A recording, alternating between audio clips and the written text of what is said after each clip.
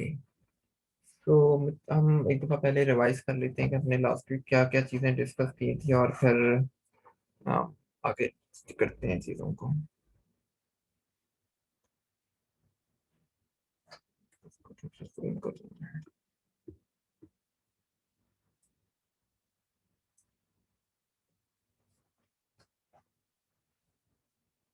तो हमने last time discuss ये किया था, हमने मैट्रिक को डिस्कस किया था। और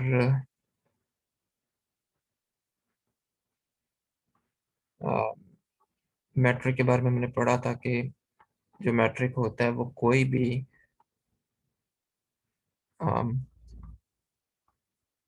जीरो टू सिमेट्रिक टेंसर होता है।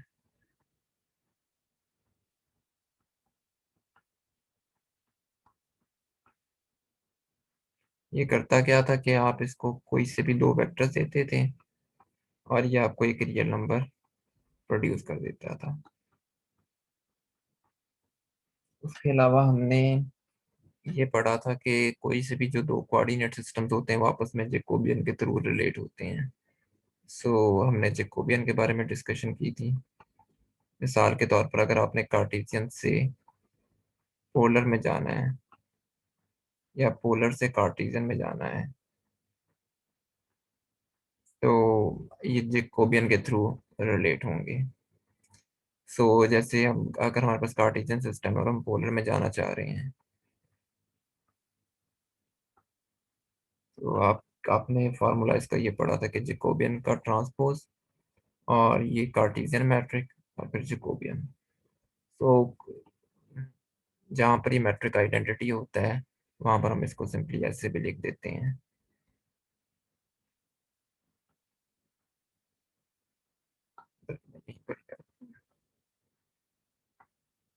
अगर ये आपके पास जो जी है वो आइडेंटिटी है।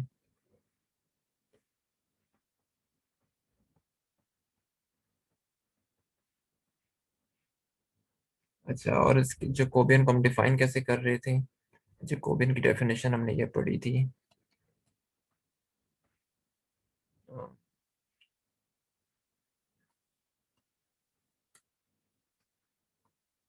अगर आपने अल्फा बार से अल्फा में जाना हो तो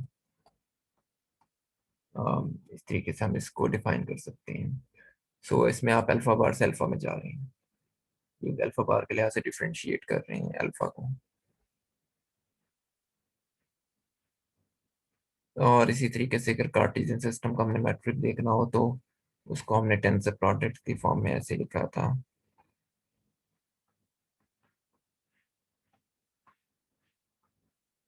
या फिर अगर हम पोलर में काम कर रहे हो तो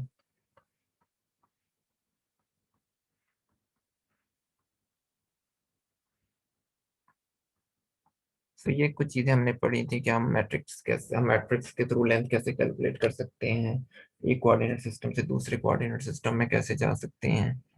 सो अब हम ये देखते हैं कि हम आगे कैसे प्रोसीड कर सकते हैं। अभी तक हमने क्या देखा है? अभी तक हमने ये देखा है कि कोई भी मैट्रिक टेंसर हो, आप उससे दो वेक्टर दें, ये रियल नंबर दे देता है। ये मैट्रिक है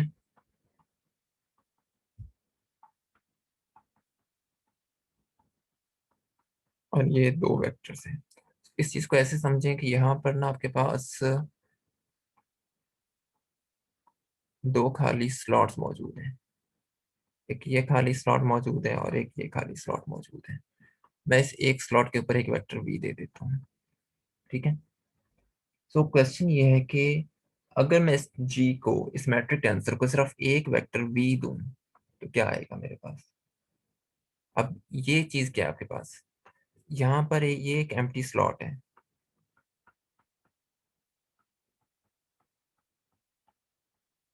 फॉर अ वेक्टर। क्लियर है?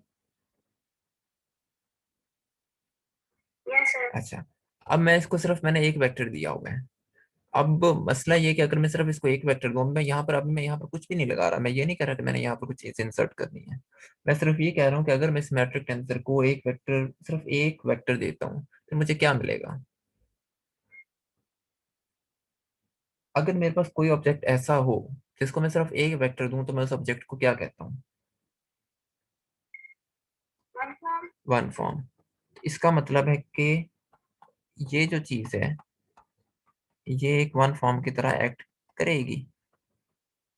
यानी मैं डिफाइन कर सकता हूँ कि ये इक्विवेलेंट है इस चीज के। मैंने ये नहीं कहा कि ये इक्वल है, मैं कह रहा हूँ ये इक्विवेलेंट है। दोनों बातों का मतलब सेम ही है। ठीक है।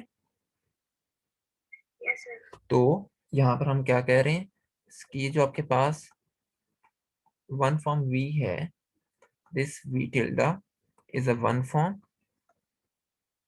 associated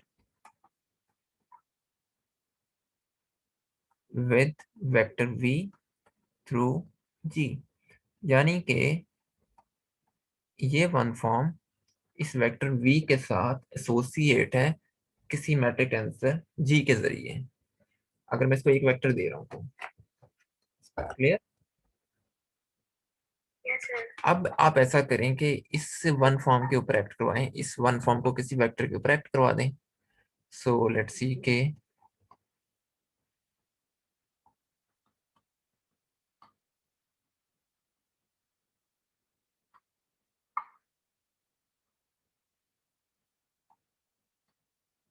ये खाली स्लॉट मौजूद है। अब हम क्या करते हैं कि हम इसके ऊपर एक्ट करवा देते हैं, इस वन फॉर्म को एक्ट करवा देते हैं किसी वेक्टर w पे। तो यहाँ पर स्लॉट में w आ गई क्योंकि ये एक वन फॉर्म थी ना। आपने इस पूरी वन फॉर्म को एक वेक्टर पे एक्ट करवा दिया, तो वो जो वन फॉर्म होगी वो कहाँ आ जाएगी? वो असल में इस खाली स्लॉट में आ जाएगी। क्लियर? Yes sir. तो यहाँ पर आपको क्या मिलेगा? कोई रियल नंबर। क्लियर? बात समझ में आ रही है ना? अच्छा, इसको मैं कह देता हूँ क्वेश्चन नंबर 1। अच्छा, यहाँ पर आपने ना एक चीज याद रखनी है कि मैंने यहाँ पर स्लॉट जो है वो दूसरी खाली रखी है। क्या मैं पहली स्लॉट भी खाली रख सकता हूँ और उसका मतलब भी यही होगा? मतलब क्या मैं ऐसे लिख सकता हूँ? नो सर, वो सेम नहीं होगा। क्यों? मैंने इसको भी तो एक वेक्टर ही देना है। अब ये अभी भी एक वन फॉर्म की तरह एक्ट कर रही है कि एक ऑब्जेक्ट है मेरे पास, उस ऑब्जेक्ट को मैंने एक वेक्टर दिया है। क्या ये सेम नहीं होनी चाहिए? हम्म।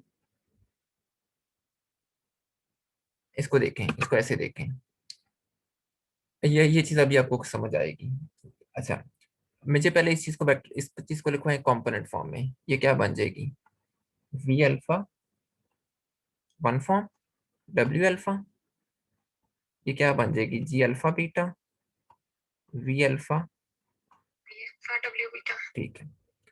अच्छा, ये चीज इसके बराबर आ रही है। क्या मैं इसको, ये तो नंबर्स है ना, वी अल्फा डब्ल्यू बीटा वगैरह। अब यहाँ पर देखें, अगर मैं लेट्स सपोज कि इसको कह देता हूँ कि ये चीज किसी ये चीज बराबर है इसके, और मैं इस वन फॉर्म को किसी वेक्टर डब्ल्यू पे एक्ट करवा देता हूँ, ये चीज क्या बनेगी? V alpha W beta, sorry,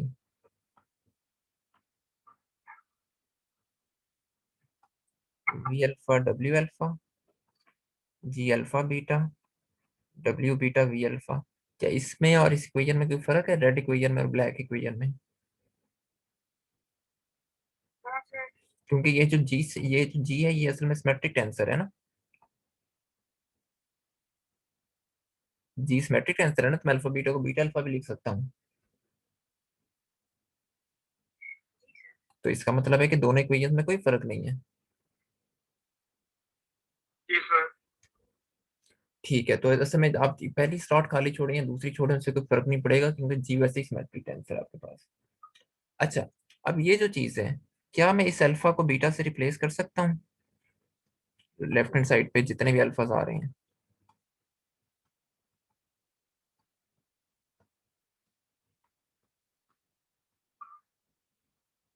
क्या मैं ये कर सकता हूँ? जी सर। क्यों कर सकता हूँ?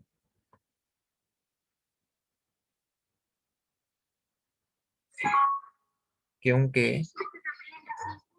हाँ, डमी इंडस्ट्रीज आ रही है इसलिए तो कर सकता हूँ। डमी इंडेक्स है ना, हम डमी इंडेक्स को तो रिप्लेस कर सकते हैं किसी भी वेरिएबल से। यहाँ पर आप अल्फा पे सम कर रहे हैं, यहाँ पर बीटा पे सम कर रहे हैं, अल्फा भी 0 1 2 3 है, बीटा भी 0 1 2 3 है। क्लियर? Yes sir.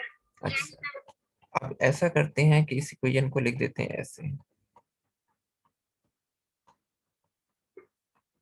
यहां से ले लेते हैं W beta common.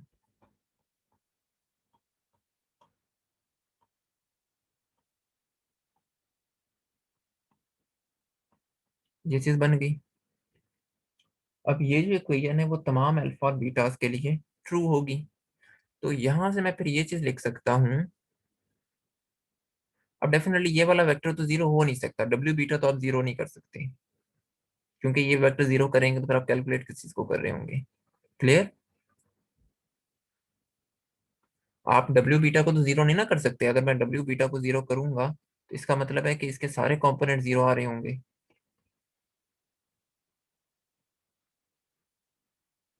Yes sir. तो अब मुझे असल में मैं फिर कर क्या रहा हूँ, मैं ये कह रहा हूँ कि ये जो चीज है ये इसके बराबर है।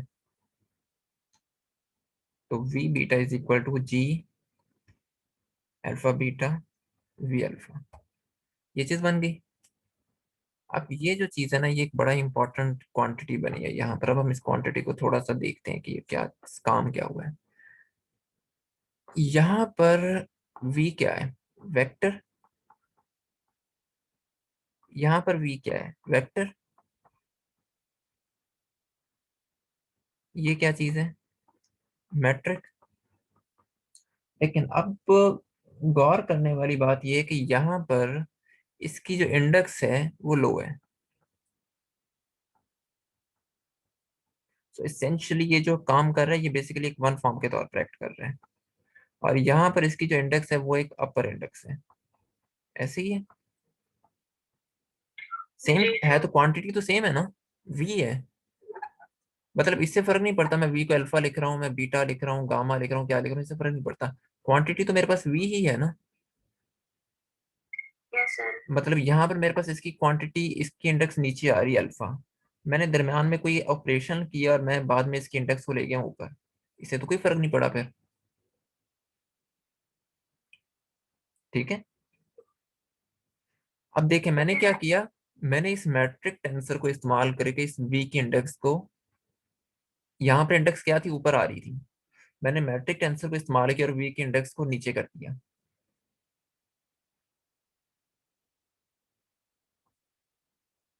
ये बात आ रही है समझ में? Yes sir. इस मशीनरी को कहते हैं lower an index, lowering an index. हमने, आपको याद होगा हमने शुरू के लेक्चर में बात की थी कि मैट्रिक टेंसर को इस्तेमाल करके हम इंडेक्स को लोअर या नीचे कर सकते हैं। अगर हमने इंडेक्स को रेज करना है या लोअर करना है तो हम मैट्रिक टेंसर को यूज करेंगे। सो यहाँ पर हम देख सकते हैं कि हम किस तरीके से मैट्रिक टेंसर को इस्तेमाल करके इंडेक्स को लोअर कर रहे हैं। हम इसी तरीके से रेस भी कर सकते हैं। मतलब अगर आपको ये चीज गिवन हो, आप बेसिकली बीटा है आपके पास, आपने बीटा से अल्फा में जाना है, तो आप यहाँ पर क्या करेंगे, अल्फा बीटा कर देंगे, आपकी इंडेक्स रेज हो जाएगी। ठीक है। Okay sir. अब देखें, अब मुझे असल में इसको ये इस आप अब तो बेसिकली मैट्रिक आंसर क्या कर रहा है, आपको वन फॉर्म से वेक्टर्स में लेके जा रहा है। यानी अगर आपने वन फॉर्म से वेक्टर में जाना है या वन फॉर्म से या वेक्टर से वन फॉर्म में आना है, तो आपको क्या करना पड़ेगा, आपको मैट्रिक आंसर यूज करना पड़ेगा। क्लियर होगी बात? कोई कंफ्यूजन इसमें? तो ये एक पुल का काम कर रहा है, एक ब्रिज के तौर पर काम कर रहा है आपको वन फॉर्म से वेक्टर्स में लेके जाने के लिए।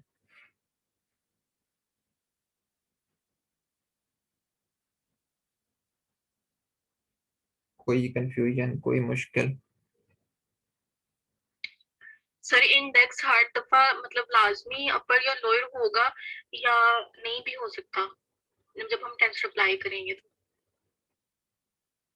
वो डिपेंड करता है ना कि आप जो टेंसर मैट्रिक टेंसर अप्लाई करें वो किस इंडेक्स पे कर रहे हैं।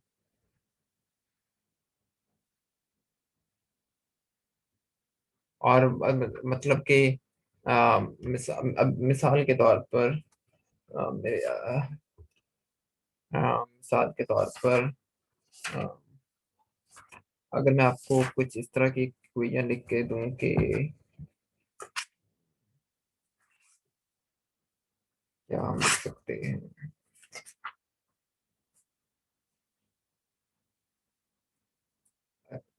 चले मिसाल के तौर पर मैं एक क्वेश्चन से ये लिखता हूँ कि अल्फा बीटा गामा। अभी भी चूंकि हमने इस तरह के इंडिसेस, या बल्कि ऐसा करें,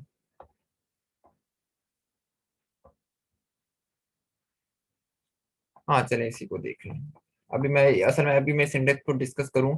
अच्छा बल्कि आपका ना क्वेश्चन, मैं एक दफा इस इंडेक्स को डिस्कस कर लूं, इस तरह के टेंसेस को, फिर मैं आपके क्वेश्चन पे दोबारा आता हूँ कि हर दफा मैट्रिक टेंसर को अप्लाई करने से आप इंडेक्स को रेज या लो कर सकते हैं या नहीं। वो असल में इस बात पे डिपेंड करता है कि आप किस इंडेक्स को रेज करना चाह रहे हैं, और आपके मैट्रिक टेंसर के अंदर वो इंडेक्स मौजूद भी है या नहीं है। मतलब अगर लेट्स सपोज कि यहाँ पर कोई गामा होता, तो गामा, मैं गामा बीटा लिख देता। अव्वल तो पहली बात ये कि वो एक टेंसर इक्वेशन भी नहीं होनी थी। लेकिन मिसाल दे रहा हूँ कि अगर मैं यहाँ पर गामा बीटा लिख देता तो इस वी के अंदर तो गामा मौजूद ही नहीं है। जी सर। या अगर मैं कोई चीज ऐसे लिख देता कि V beta is equal to, ये भी एक मिसाल है सिर्फ, जी गामा बीटा, और लेट्स सपोज के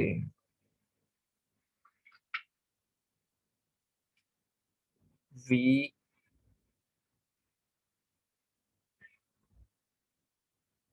बीटा बीटा। डब्ल्यू गामा, और यहाँ पर कर देते हैं। तो मतलब सिर्फ मिसाल के तौर पर ये काफी है। तो लेट्स सपोज इसका मतलब अब ये वाला जो मैट्रिक टेंसर अप्लाई हो रहा है, ये असल में वी पर अप्लाई नहीं हो रहा है, ये किस पर अप्लाई हो रहा है, डब्ल्यू पे।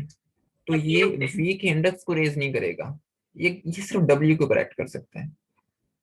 ओह सॉरी, सॉरी मुझे ना यहाँ पर इंडेक्स कोई और चूज करनी चाहिए, मैं यहाँ, लेकिन मसला ये कि मैं अगर यहाँ पर कोई और इंडेक्स चूज करूंगा वो टेंसर इक्वेशन नहीं बनेगी, नहीं क्योंकि यहाँ पर बनेगा। फ्री इंडेक्स अल्फा मौजूद है। तो यहाँ पर फ्री, बल्कि यहाँ पर अल्फा भी मौजूद है और यहाँ पर बीटा भी फ्री इंडेक्सेस मौजूद है, और यहाँ पर सिर्फ बीटा फ्री इंडेक्स है, तो ये एक टेंसर इक्वेशन नहीं है। लेकिन मिसाल समझने के लिए काफी है कि इस सूरत में ये जो मैट्रिक टेंसर है ये सिर्फ डब्ल्यू को करेक्ट कर रहे हैं। सर डब्ल्यू दूसरी साइड पे भी आना आना चाहिए चाहिए, डेफिनेटली आना चाहिए, बीटा के साथ। आना चाहिए, आना चाहिए डब्ल्यू, और ये यहाँ पर डब्ल्यू आएगा इस तरह से। लेकिन ये अभी भी टेंसर इक्वेशन नहीं है, क्योंकि अल्फा का मसला आ रहा है ना अभी भी बीच में। Yes sir. तो मैं वो इसीलिए ना, मैं इसीलिए जब तक इस तरह का टेंसर भी डिफाइन करूंगा ना, तो फिर मैं आपको इसकी मिसाल दूंगा कि हर दफा मैट्रिक टेंसर अप्लाई करने से इंडेक्स रेज होती है या नहीं होती। अलबत्ता अगर आप मैट्रिक टेंसर उस वेक्टर के साथ अप्लाई, उसमें वो इंडेक्स मौजूद है जिस वेक्टर के ऊपर आप अप्लाई करना चाह रहे हैं, फिर डेफिनेटली उसके इंडेक्स को वो रेज या लो कर सकते हैं।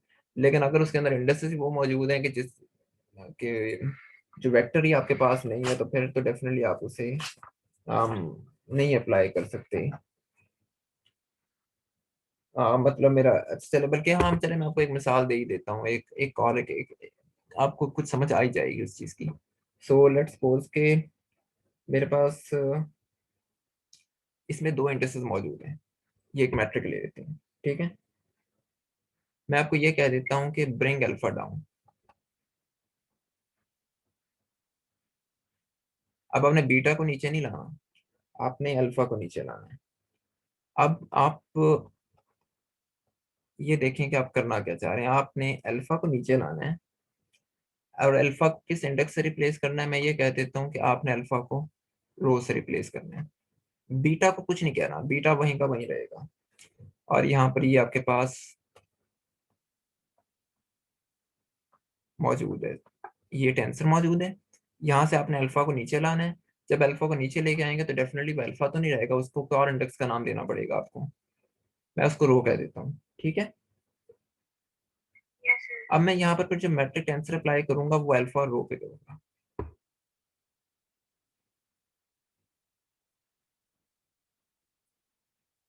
क्लियर होगी बात। Yes sir. एक और में अब मैं कह देता हूँ कि नहीं भैया मैंने बीटा को भी नीचे लेके आना है। अच्छा चले, अब हमने बीटा को भी लाना है, और ये हमारा रो पहले से यहाँ पर मौजूद है। अल्फा को हम रो के जरिए नीचे लेके आए थे, सॉरी। अब बीटा को भी आपने नीचे लेके आना है, तो ठीक है मैं कह देता हूँ कि जब मैंने बीटा को नीचे लेके आना है तो बीटा बन जाएगा सिग्मा। तो मैं यहाँ पर जो, अब अल्फा को नीचे लाने के लिए जो पहले मैंने मैट्रिक टेंसर यूज किया था वो मेरे पास था जी अल्फा रो। अब बीटा को नीचे लाने के लिए जो मैट्रिक टेंसर यूज करूंगा वो क्या होगा? जी बीटा सिग्मा। जी बीटा सिग्मा। ठीक है। Yes sir. अच्छा इसी जी तरीके से अगर हाँ। मैं उल्टा काम करना चाह रहा हूँ, मैं ये करना चाह रहा हूँ कि मेरे पास इंडेक्सेस हैं रो और सिग्मा, और मैंने इनको ऊपर लेके जाना है अल्फा बीटा। फिर मुझे क्या करना पड़ेगा? मुझे यहाँ पर डेफिनेटली दो मैट्रिक टेंसर अप्लाई कर, मतलब एक मैट्रिक टेंसर सिर्फ एक ही इंडेक्स को ऊपर या नीचे ला सकता है, दो को नहीं लेके जा सकता। तो अब यहाँ पर क्या होगा? अब मुझे जी की इंडेक्सेस, अगर मैं रो को नीचे ला रहा हूँ, रो को मैं अल्फा से कर रहा हूँ, तो मुझे इसकी इंडेक्स ऊपर लिखनी पड़ेगी अल्फा रो। इसी तरह यहाँ पर बीटा सिग्मा।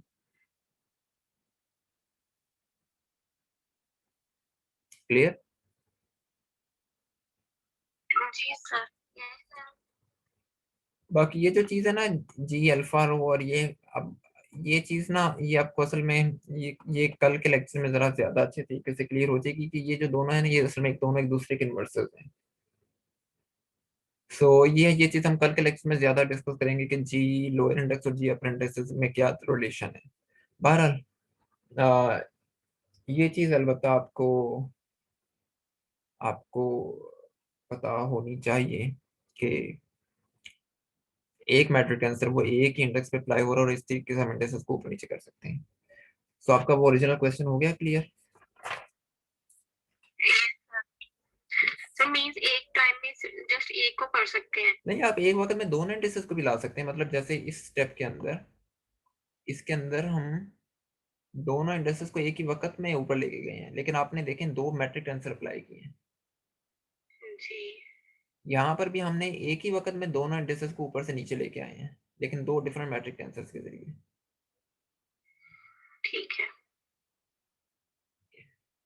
अच्छा अब हम ऐसा करते हैं कि एग्जांपल कंसीडर करते हैं, एक आर्बिट्रेरी वेक्टर लेते हैं।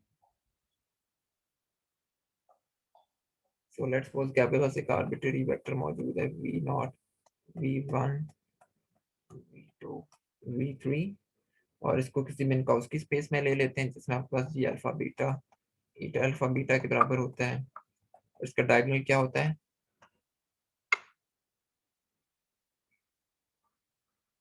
इसका डायगोनल क्या होता है?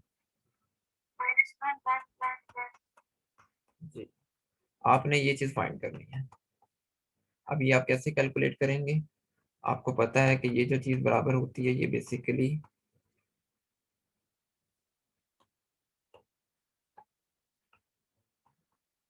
इस चीज के बराबर है, और यहाँ पर कोई खाली स्लॉट मौजूद है, और हमने अभी इसका रिलेशन निकाला है कि ये चीज बराबर होती है जी अल्फा बीटा वी बीटा के। क्लियर? Yes sir. और अगर आप मिनकॉस्की में, तो आप इस चीज को ईटा अल्फा बीटा भी लिख सकते हैं। हम ऐसा करते हैं कि पहले बीटा पे सम कर देते हैं।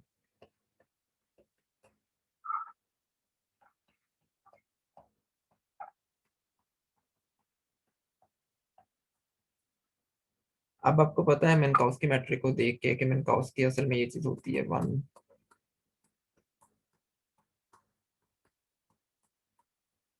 इसमें सिर्फ डायगोनल एलिमेंट्स ही आप, मतलब अल्फा की सिर्फ एक ही वैल्यू के लिए इसका आंसर नॉन जीरो आएगा, और वो कौन सी होगी? जीरो। जीरो। यहाँ पर अल्फा की एक ही वैल्यू के लिए ये वाली टर्म नॉन जीरो आएगी, और वो कौन सी होगी? वन। बाकी सारे के लिए नॉन जीरो हो जाएंगे, जीरो हो जाएंगी टर्म्स। ठीक है। Yes sir. तो इनकी वैल्यूज इंसर्ट कर देंगे, आपके पास बन गया minus V naught V one V two V three, आपके पास क्या आ गया? वी अल्फा आ गया। अगर आपने इनके कंपोनेंट्स लिखने हो तो बेसिकली वी अल्फा बन क्या रहा है, वी अल्फा का मतलब है आपके पास वी वन फॉर्म, तो ये बन रही है minus V naught V one V two V three. ठीक है, अगर मैंने यहाँ से वेक्टर बनाना हो तो सॉरी वेक्टर कह रहा हूँ, अगर मैंने इनके इंडेक्सेस को लोअर करना हो अब यहाँ पर, तो मैं क्या करूंगा, इसको नीचे लेके आऊंगा, एक माइनस और मल्टीप्लाई हो जाएगा, माइनस माइनस क्या हो गया प्लस, क्योंकि मैट्रिक के अंदर इंडेक्स को मैंने अगर दोबारा नीचे लेके आना है तो मुझे दोबारा से जी अप्लाई करना पड़ेगा ना, और जी में यहाँ पर क्या आ रहा है, माइनस का साइन, यस सर। तो वो माइनस जब इसके साथ मल्टीप्लाई होगा तो इसकी इंडेक्स नीचे आ जाएगी और माइनस माइनस प्लस हो जाएगा। Yes sir. और यहाँ पर क्या होगा, इन सब के साथ क्या है, मैट्रिक एलिमेंट क्या है इनके साथ, plus one plus one plus one, minus हो जाएगा सर। नहीं ये प्लस ही रहेगा ना, क्योंकि यहाँ पर इनके साथ क्या है, ये भी प्लस वन है, ये लेकिन और ये भी क्या है प्लस वन, और ये क्या है माइनस वन। तो बेसिकली आप यहाँ पर कर क्या रहे हैं, जब मैं यहाँ से यहाँ पर आ रहा हूँ तो मैं कर ये रहा हूँ कि मेरे पास वी अल्फा था, मैंने उसको वी बीटा बनाया और मैंने उसके पहले अप्लाई कर दिया जी अल्फा बीटा। ठीक है, ओके। ये बात समझ में आई कुछ। Yes sir. सर ये वन फॉर्म के कंपोनेंट्स हैं। हाँ, सर वी अल्फा, ये दोनों वन फॉर्म के कंपोनेंट्स हैं, तो आपने इसको वन फॉर्म के इक्वल क्यों लिया हुआ है? क्योंकि ये वन फॉर्म के कंपोनेंट्स हैं। सर इसमें साथ में बेसिस भी तो होते हैं। हाँ, नहीं जब हम कंपोनेंट्स की फॉर्म में लिखते हैं तो हम बेसिस तो नहीं साथ में लिखते हैं ना, मतलब हमें पता है कि ये कोऑर्डिनेट बेसिस में है, सर मतलब नहीं आप ये कहना चाह रही हैं ना कि जो वी अल्फा होगा इसको मैं ऐसे लिखूंगा, नहीं वो असल में वो ये चीज होती है कि जब मैं ये चीज लिख रहा हूँ तो ये मेरे पास इसके बराबर होता है वी अल्फा और ओमेगा अल्फा के बराबर। जी। तो ये बेसिकली ये पूरी एक वन फॉर्म है, ये सारी दोनों चीजें मिला के आपको ये दे रही है V naught V one V two V three, क्योंकि यहाँ मैंने ये चीज भी एज्यूम की हुई कि ये जो मेरी कोऑर्डिनेट बेसिस है, ये जो है ये असल में ये बेसिकली कोऑर्डिनेट बेसिस है, ये आपको उसी वक्त नॉन जीरो नंबर देंगे जब अल्फा और बीटा सेम होगी, तो इसलिए मुझे वो लिखने की जरूरत ही नहीं, अंडरस्टूड है। Okay sir. इवन कि अगर आप ये वेक्टर या वन फॉर्म किसी भी बेसिस में ले लें, तो क्योंकि हम फिलहाल मैट्रिक टेंसर को सिर्फ कंपोनेंट्स पे अप्लाई करें, ये कंपोनेंट्स की ट्रांसफॉर्मेशन है, यहाँ पर अभी हम बेसिस की ट्रांसफॉर्मेशन कर भी नहीं रहे। ठीक है सर। ठीक है, सर इससे पहले जो आपने ट्रांसफॉर्मेशन की थी हम्म, यूज करके सर, तो उन सब में जी की वैल्यू सेम होगी क्या? कौन सी, यहाँ सर पर जी सर ये तो डिपेंड करेगा ना आप किस कोऑर्डिनेट में काम कर रहे हैं, अपर है। देखें ये तो डिपेंड करता है कि आप किस कोऑर्डिनेट सिस्टम में काम कर रहे हैं। सर अगर कोऑर्डिनेट सिस्टम सेम है। हाँ तो फिर ये सेम रहेंगी, ये सर हम अभी लेकिन डिस्कस करते हैं, अभी मैं इसी एग्जांपल पे आने लगा हूँ असल में। Okay sir. अच्छा, उससे उस एग्जांपल पे आने से पहले ना एक छोटी चीज और देख लें कि अगर आप इस वन फॉर्म को एक वेक्टर वी दें तो आप क्या कर रहे होंगे कि आप असल में यहाँ पर इसको वेक्टर वी दे रहे होंगे। ठीक है, और आप इस चीज को ऐसे लिख सकते हैं V dot V, yes sir. और ये आपके पास वेक्टर की लेंथ बन जाएगी। अब एक काम करते हैं, आप एज्यूम करें कि यूक्लिडियन स्पेस है आपके पास, और इस यूक्लिडियन स्पेस में आपके पास ये वन फॉर्म क्या होगी, आपको डेफिनेटली अगर आप यूक्लिडियन स्पेस में हैं तो आपको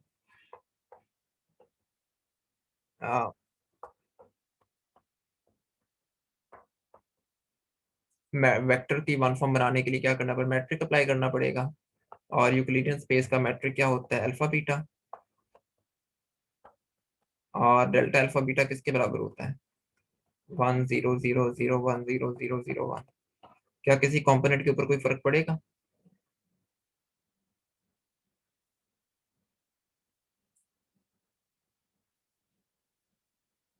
क्या किसी वी बीटा के किसी कंपोनेंट के ऊपर कोई फर्क पड़ेगा? हाँ सर। नहीं पड़ेगा। सो लिहाजा V alpha is equal to V beta, यानी यूक्लिडियन स्पेस में वन फॉर्म और वेक्टर्स एक ही चीज होती है। ठीक है, यस सर। इसीलिए आप क्लासिकल मैकेनिक्स में कहीं पर भी ये नहीं पढ़ते कि जो ग्रेडियंट वेक्टर होता है आपका वो ग्रेडियंट वन फॉर्म होती है, या बाकी क्वांटिटीज को भी वेक्टर्स और वन फॉर्म्स के तौर पर नहीं पढ़ते। आप हर चीज को ऐसा वेक्टर ही देख रहे होते हैं क्योंकि आप क्लासिकल मैकेनिक्स में और वो यूक्लिडियन स्पेस में काम कर रही होती है। अच्छा, आप एक और चीज देखें, लेकिन लेट्स सपोज कि आप पोलर कोऑर्डिनेट्स में हैं। अब पोलर कोऑर्डिनेट्स में तो जो आपका मैट्रिक होता है वो यूक्लिडियन नहीं होता। पोलर कोऑर्डिनेट्स में तो आपका मैट्रिक कुछ ये बन रहा होता है 1 0 0 r²। और यहाँ पर अगर मैं आपको एक वेक्टर दे दूं वी थीटा, और मैं आपको ये कहूँ कि आपने वन फॉर्म कैलकुलेट करनी है जिस वन फॉर्म के कंपोनेंट्स हैं वी आर और वी थीटा, आप इन V sub R V sub theta को कैसे लिखेंगे in terms of V upper R V upper theta? आपको यहाँ पर क्या चीज मिलेगी? मतलब मैं ये चीज इनको इस फॉर्म में लेके आना चाह रहा हूँ, तो मुझे क्या करना पड़ेगा? इसके साथ इसके हाँ इसके साथ मैट्रिक टेंसर का कौन हाँ इसके साथ मैट्रिक टेंसर का कौन सा कंपोनेंट मल्टीप्लाई होगा इस बी आर के साथ? इसके साथ जहन में इस चीज को लाजमी रखें।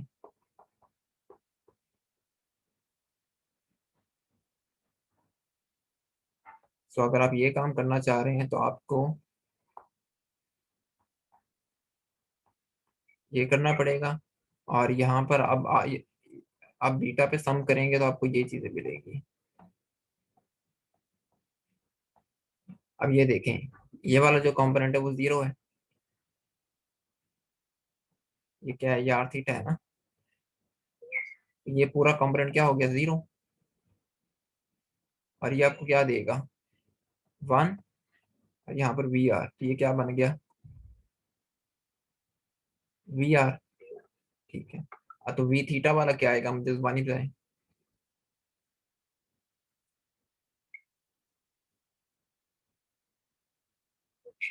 थीटा थीटा हम्म। हाँ देन। डी थीटा प्लस और जी थीटा थीटा क्या है? 0। नहीं नहीं, D theta theta R square R ये चीज स्क्वायर। आ गई। ठीक है,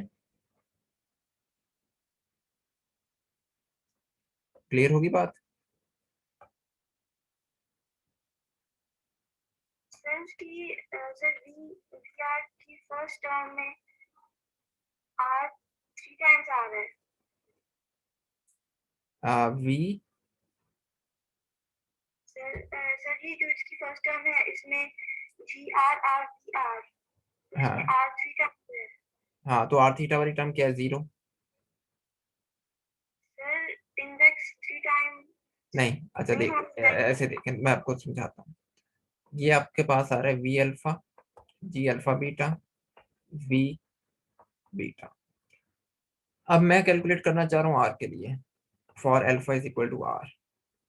तो चलें, V R is equal to R beta V beta, जी सर ये आएगा आपने R R V R G R theta V theta, 1 × V R plus 0 × V theta. So ये चीज तो मेरे पास बन गई V alpha is equal to V R, sorry V R is equal to V R. ठीक है, अब यहाँ पर देखें वी थीटा के लिए G theta beta V beta G theta R V theta, sorry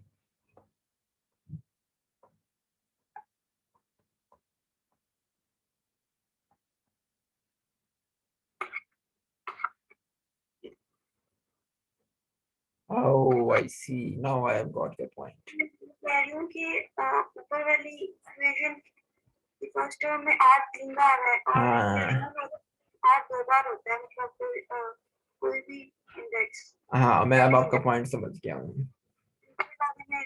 theta 3 times है। अच्छा, तो फिर इस हिसाब से तो फिर ये वाली इक्वेशन भी गलत होगी, इसमें 0 3 दफा आ रहा है। जी सर।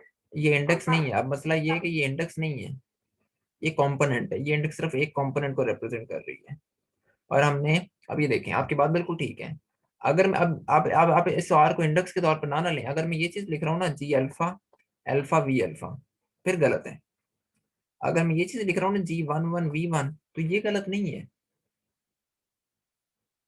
असल में ये चीज इसके बराबर है कि जी अल्फा बीटा वी बीटा। मैंने पहले बीटा पे सम किया, मैंने फिर अल्फा की वैल्यूज इंसर्ट की हैं। ये इस बात में हम क्यों इसको क्यों नहीं एक्सेप्ट करते, क्योंकि यहाँ पर सम 3 दफा हो रहा है। हर अल्फा के ऊपर सम हो रहा है ना, 3 दफा सम हो रहा है यहाँ पर। देखें, ये जो चीज है जी अल्फा अल्फा वी अल्फा, ये गलत है। अगर मैं ये चीज लिख रहा हूँ ना, जी अल्फा बीटा वी बीटा, ये ठीक है, क्योंकि यहाँ पर एक दफा सम बीटा पे हो रहा है। एक दफा बीटा पे हो रहा है और हाँ, उसके बाद मतलब अल्फा आपने क्या लिखा? तो हो रहा है। हाँ, आपने पहले लिखा अल्फा को, इस तरीके से लिख लिया। अब आपने फिर क्या किया, आपने अब अल्फा के ऊपर सम करना शुरू कर दिया। एक मिनट।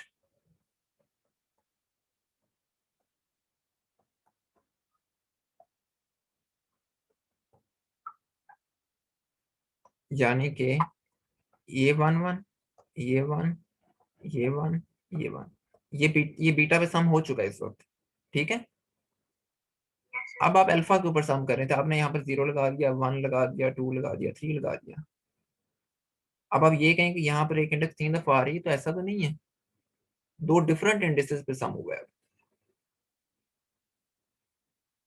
Okay sir. इसी तरह यहाँ पर जो आर और थीटा है, ये इंडेक्सेस नहीं है, ये कंपोनेंट्स हैं। और ये एन मुमकिन है कि अल्फा भी डेफिनेटली आर थीटा के बराबर है, बीटा भी आर थीटा के बराबर है, लेकिन ये इंडेक्सेस डिफरेंट है। असल में इंडेक्सेस सेम नहीं है। ठीक है। पॉइंट हो गया ना क्लियर, या कोई कंफ्यूजन है अभी भी इसमें? हो गया क्लियर। ये अच्छा हुआ आपने पूछ लिया, ये एक इम्पोर्टेंट चीज थी। अच्छा, अब हम ना ऐसा करते हैं, ये जो हमने 0 1 और 0 2 टेंसेस पढ़े, इनको जनरलाइज करते हैं।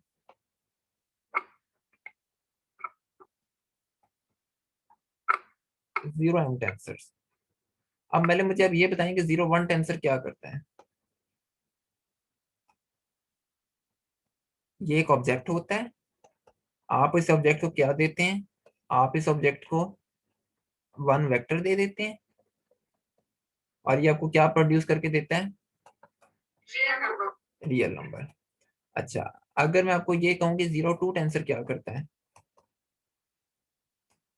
बल्कि मुझे इसको थोड़ा सा नीचे लिखना चाहिए, क्योंकि मैंने यहाँ पर अभी कुछ और भी चीजें इंसर्ट करनी है। 0 2 टेंसर क्या करता है? ये आपके पास अगेन एक ऑब्जेक्ट होता है, और आप इसको क्या करते हैं, आप इसको कितने वेक्टर्स देते हैं रियल नंबर प्रोड्यूस करने के लिए? 2 वेक्टर्स। अच्छा, तो इसी तरह अगर मैं आपको ये कहूँ कि आपके पास एक 0 m टेंसर है, तो डेफिनेटली ये क्या है, ये एक ऐसा ऑब्जेक्ट है जिसको आप क्या कर रहे हैं, कितने वेक्टर्स देंगे? M number of vectors. हाँ, m वेक्टर्स देंगे, m नंबर ऑफ वेक्टर्स देंगे, और ये आपको क्या प्रोड्यूस करके देगा? Real number. अच्छा, अब आपको चूंकि इस बात का पता है कि ये जो 0 1 टेंसर है आपके पास, मतलब कि आपको ये पता है कि हम इनको ट्रांसफॉर्म कैसे करते हैं, या ये आपके पास करता क्या है? ये बेसिकली आपके पास कोई भी वेक्टर स्पेस होती है, उसको मैप करता है सेट ऑफ रियल नंबर्स पे। ठीक है। हम ऐसे इसको डिफाइन करते हैं ना कि ये लीनियर मैप है। Yes sir. यहाँ पर हम क्या करते हैं कि ये भी एक लीनियर मैप है, और ये दो वेक्टर स्पेसेस का टेंसर प्रोडक्ट लेता है, हमने जैसे लास्ट वीक डिस्कस किया था, और इनको मैप करते हैं रियल नंबर पे। इसी तरीके से फिर ये भी क्या होना चाहिए, ये भी एक लीनियर मैप होना चाहिए। और ये कितनी वेक्टर स्पेसेस का टेंसर प्रोडक्ट होगा? एम वेक्टर स्पेसेस का।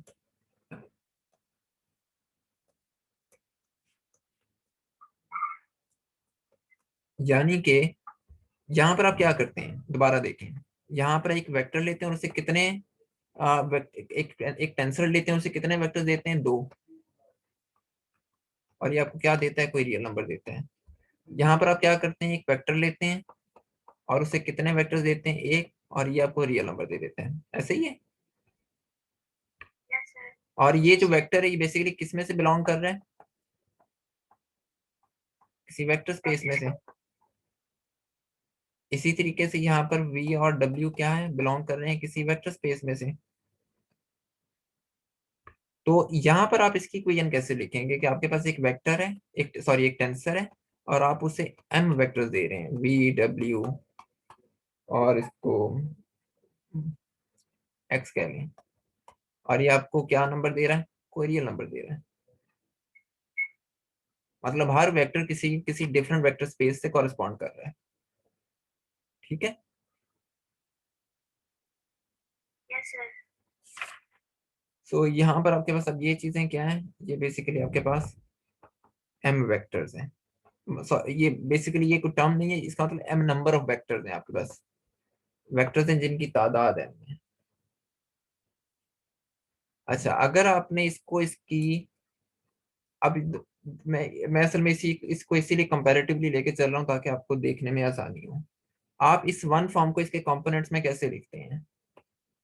अगर आपको मैं ये दे दूं तो आप क्या लिखेंगे? पी अल्फा और B X alpha. Yes sir. आप इस चीज को कैसे लिखेंगे, नीचे वाले टेंसर को, कि T is equal to T alpha beta, ऐसे लिखेंगे? Yes sir. तो आप इसको कैसे लिखेंगे फिर? अब आपके पास आपको कितने इंडेक्सेस चाहिए? m इंडेक्सेस चाहिए, अल्फा बीटा गामा, कंपोनेंट्स को रिप्रेजेंट करने के लिए। Yes sir. और आपको फिर कितने बेसिस एलिमेंट चाहिए? m बेसिस एलिमेंट चाहिए, और उनका टेंसर प्रोडक्ट होना चाहिए।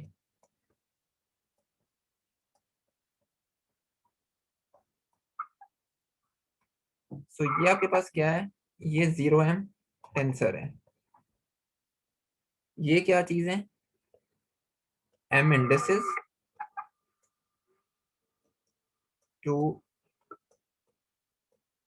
represent m कंपोनेंट्स, ऐसे ही है। Yes sir. और ये चीज आपके पास क्या है?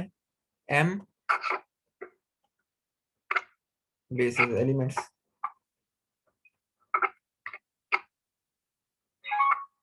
कोई मुश्किल? No sir. That's good. अच्छा, अब दोबारा यहां पर देखें, अगर आपने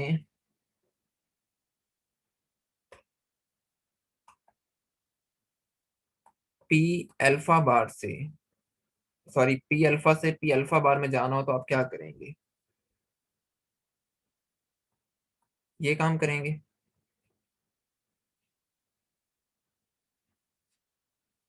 यस सर। अच्छा, अगर आपने टी अल्फा बीटा से टी अल्फा बार बीटा बार में जाना हो फिर आप क्या करेंगे? लैम्डा अल्फा अल्फा बार और बीटा बीटा बार। यही करेंगे। Yes sir. अगर आपने इसके लिए लिखना हो ट्रांसफॉर्मेशन लॉ फिर आप क्या करेंगे? तो अब मैं आप करना क्या चाह रहे हैं? आप करना ये चाह रहे हैं कि आपने अल्फा बार बीटा बार गामा बार में जाना है। कहाँ से जाना है? अल्फा बीटा गामा में से। आपके पास कितने फिर ट्रांसफॉर्मेशन मैट्रिसेस होंगे? हाँ, सो ऑन होंगे m। अगर m वेक्टर्स हैं तो आपके पास फिर m ही मैट्रिसेस होंगे। जी सर। सो ये चीज आपके पास जो है ये रिप्रेजेंट कर रही है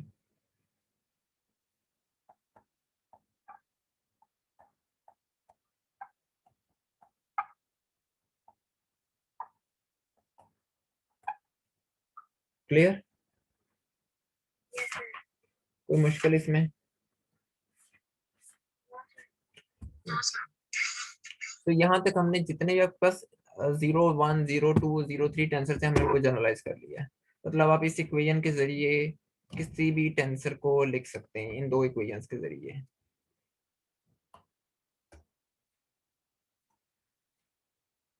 एक ये इक्वेशन और एक इस इक्वेशन के जरिए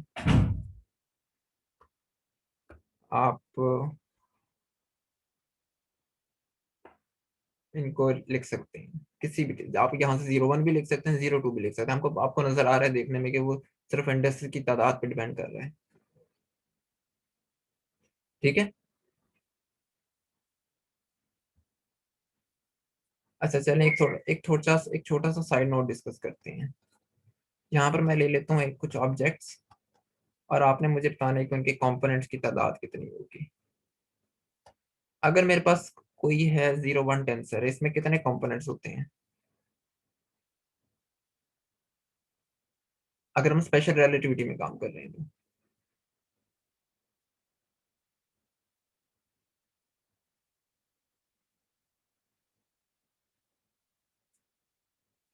हाँ जी।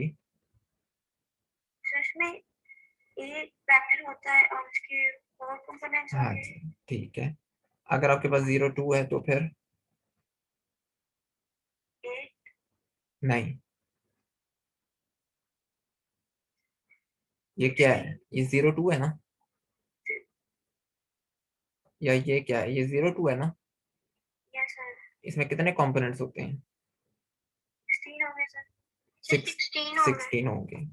16 को मैं लिख सकता हूँ 4 की पावर 2। Yes sir. अगर आपके पास 0, 3 हो तो फिर 4 पावर 3। हाँ 64। इसी तरह अगर मेरे पास 0m टेंसर हो 4 की power 4 is the power m। बिल्कुल ही। तो इस तरीके से हम नंबर ऑफ ये एक इंडेक्स के लिए हम इस तरीके से कंपोनेंट्स कैलकुलेट कर सकते हैं।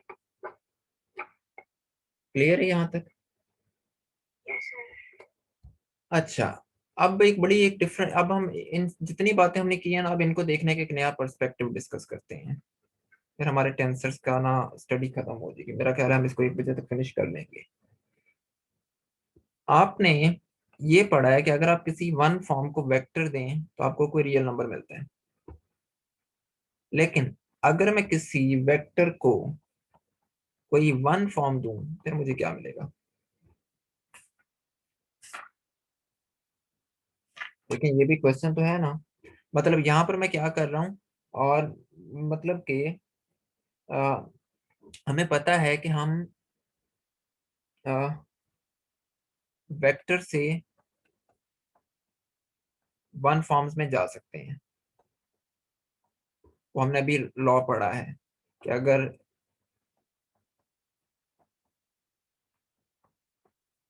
ऐसे ही है। अब अगला क्वेश्चन ये है कि क्या मैं वन फॉर्म से वेक्टर्स में भी जा सकता हूँ?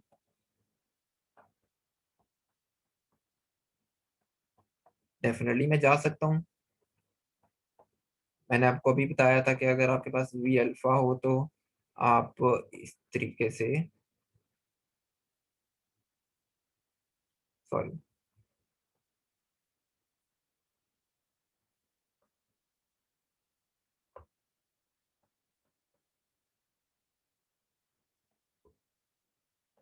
ये काम कर सकते हैं। हम जा सकते हैं ना इनवर्स मैट्रिक के जरिए। जी सर। लेकिन ठीक है। अच्छा ये भी मुझे पता है कि अगर मैं किसी वन फॉर्म को वेक्टर दे रहा हूँ तो फिर मेरे पास एक रियल नंबर आ रहा है। लेकिन अगर मैं इसी प्रोसेस को रिवर्स कर दूं, अब मैं वेक्टर को क्या दे रहा हूँ? वन फॉर्म दे रहा हूँ। मतलब ये मेरे पास एक वेक्टर है, इस वेक्टर को मैं एक वन फॉर्म दे रहा हूँ, तो क्या मेरे पास क्या आएगा?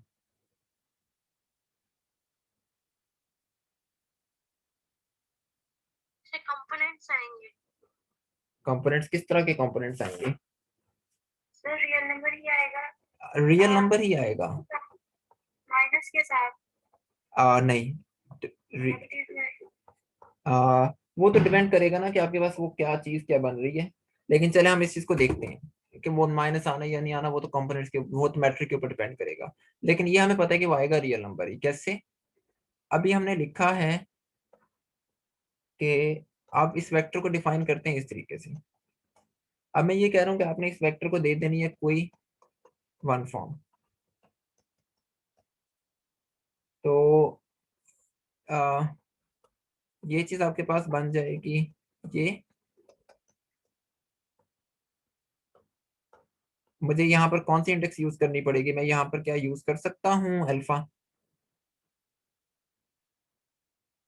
No sir. नहीं। ये चीज बन गई। मैं पी अल्फा को बाहर निकाल सकता हूँ।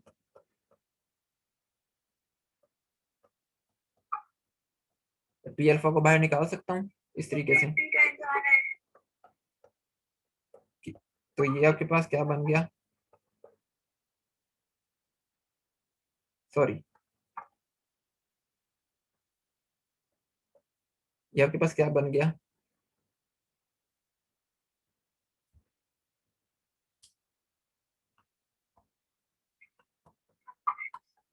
V alpha P alpha. Beta. नहीं, ये देखे ना, क्रॉनिकल डेल्टा की वजह से इंडेक्सेस तो सेम आ जाएंगी। Alpha beta. और ये चीज आपको क्या देती है? ये कॉन्ट्रैक्शन है। ये आपको क्या देती है? Real number.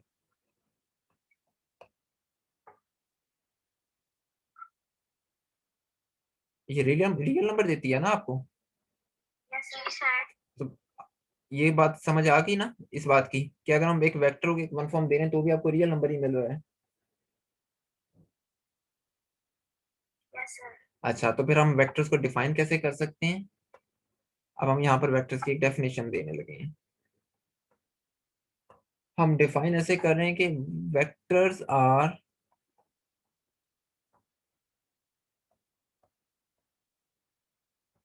linear maps on the vector spaces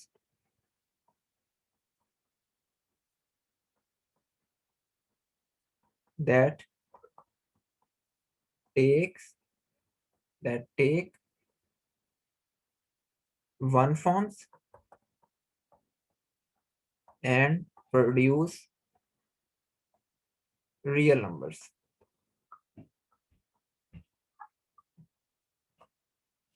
ठीक है, यानी कि अगर हम इनको लिखना चाहें तो हम ऐसे लिख सकते हैं कि ये बेसिकली मैपिंग है वन फॉर्म स्पेसेस से किन पे? रियल नंबर्स पे।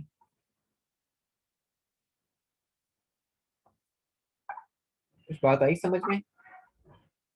Yes sir. वन फॉर्म्स को आप अदर वे राउंड एक्सप्रेस करते थे कि ये मैपिंग है वेक्टर स्पेसेस से रियल नंबर्स में। तो असल में वेक्टर्स और वन फॉर्म्स एक ही जैसी चीजें हैं।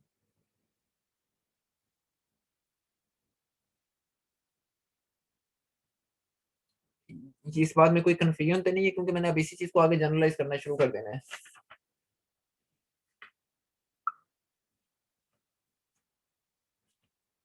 इसमें देख लें, अगर कोई कंफ्यूजन है तो पूछ लें, क्योंकि इसके बाद मैंने सिर्फ जनरलाइज करना है, चीजों को लिखना शुरू करना है। उसमें उसमें कोई मैथमेट बहुत ज्यादा समझाने वाली बातें नहीं है। कॉन्सेप्ट सारा इन्हीं दो तीन लाइनों में लिखा हुआ है। इसमें अगर अभी भी कोई कंफ्यूजन आ रही है वेक्टर्स की अंडरस्टैंडिंग में तो पूछ लें। ओके।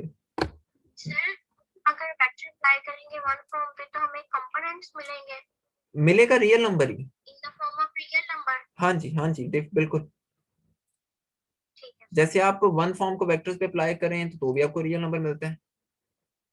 जी सर। मतलब ये जो चीज है, अगर आप, ये मैंने इस वेक्टर को किसी वन फॉर्म पे अप्लाई किया है, सो मैं यहीं पर इसको आपको करके दिखाता हूँ। मेरे पास अगर ये वन फॉर्म हो, मैं इसको लिखता हूँ पी अल्फा ओमेगा अल्फा। अब मैं इसी के ऊपर किसी वेक्टर को अगर अप्लाई कर दूं तो मेरे पास ये चीज बन जाएगी। और P alpha V beta omega alpha, तो ये मेरे पास चीज इसके बराबर आ रही है, P alpha V beta Kronecker alpha beta, so basically P alpha V alpha. जी सर। सो ये जो दो जिन ये वाली इक्वेशन और ये वाली इक्वेशन के दोनों एक ही जैसी नहीं है। Yes sir. मैं चाहे इनको दोनों नंबर्स है ना वी अल्फा और पी अल्फा, मैं इनको आगे पीछे लिखूं यस जिस तरह सर, मर्जी, ये नंबर है। तो बेसिकली बात तो वही बन रही है कि आप वन फॉर्म को वेक्टर दें या वेक्टर को वन फॉर्म दें, दोनों सेम नंबर प्रोड्यूस करते हैं। रियल हाँ रियल नंबर देंगे। ठीक है। लेकिन ये चीज ध्यान में रखें कि दोनों डिफरेंट वेक्टर स्पेसेस में रहते हैं, वेक्टर्स वेक्टर स्पेसेस में रहते हैं और वन फॉर्म स्पेसेस में रहती हैं। डिफरेंस क्या है कि दोनों डिफरेंट तरीके से ट्रांसफॉर्म होते हैं। बेशक वो यस। प्रोड्यूस रियल नंबर ही कर रहे हैं जब एक दूसरे पे उनको एक्ट करवाया जाता है, लेकिन उनकी ट्रांसफॉर्मेशन डिफरेंट है जो इनको डिफरेंट बना रही है। तो हम जी सर। सिवाय यूक्लिडियन स्पेस के हम कहीं भी इनको बराबर नहीं रख सकते। ये हैं डिफरेंट क्वांटिटीज ही, इनके एक्शन सेम हो सकते हैं, डिपेंड करता है कि किस कॉन्टेक्स्ट में बात हो रही है, किस चीज की बात कर रहे हैं, लेकिन ये हैं डिफरेंट क्वांटिटीज। Okay sir. अच्छा तो तो यहाँ पर हमने देख लिया कि ये बेसिकली एक एक वन फॉर्म है, तो ये बेसिकली आपके पास ऑब्जेक्ट कौन सा है, ये वन जीरो टेंसर है। और ये क्या चीज है, ये जीरो वन टेंसर है। अगर ये वन ऊपर लिखा हो तो फिर इस बात का मतलब ये होता है कि आप इसको कितनी वन फॉर्म दे रहे हैं। अगर नंबर ऊपर लिखा है, ऊपर वाला नंबर शो कर रहा है कि ये वेक्टर क्वांटिटी और आपने इसको इतनी वन फॉर्म देनी है। मतलब ये एक वेक्टर है जिसकी एक इंडेक्स है और आपने इसको एक वन फॉर्म देनी है। ये शो कर रहा है कि ये एक वन फॉर्म है क्योंकि इसमें इंडेक्स नीचे है, और लेकिन आपने इसको कितने वेक्टर्स देने हैं, एक वेक्टर देना है। ठीक है।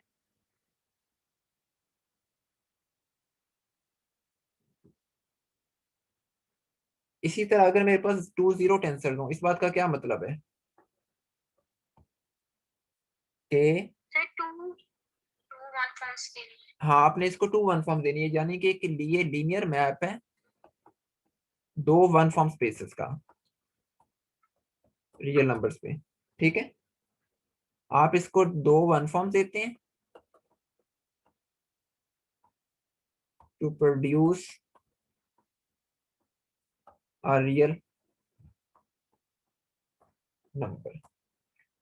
यानी इस बात का मतलब ये है कि अगर आपके पास जीरो टू टेंसर टी हो तो आप इसको दो वन फॉर्म और पी और क्यू देंगे और ये आपको सी प्रोड्यूस करके दे देगा। तो फिर आप इसको कंपोनेंट्स की फॉर्म में कैसे लिख सकते हैं। अब चूंकि ये जीरो टू टेंसर है तो आपको इसकी इंडिसेस ऊपर लिखनी है, सॉरी टू जीरो टेंसर है, आपको इंडिसेस ऊपर लिखनी है ना इसकी। Yes sir.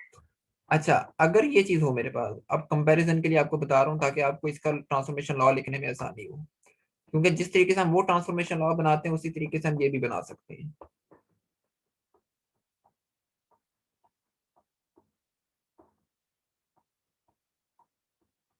ये अपने अब हमें इस सारी कहानी पता है कि ये कैसे बनता है। अब मुझे इसके लिए ट्रांसफॉर्मेशन लॉ लिखवाएं, यहाँ पर इसके बेसिस एलिमेंट्स क्या आएंगे, इसमें इंडेक्स ऊपर है।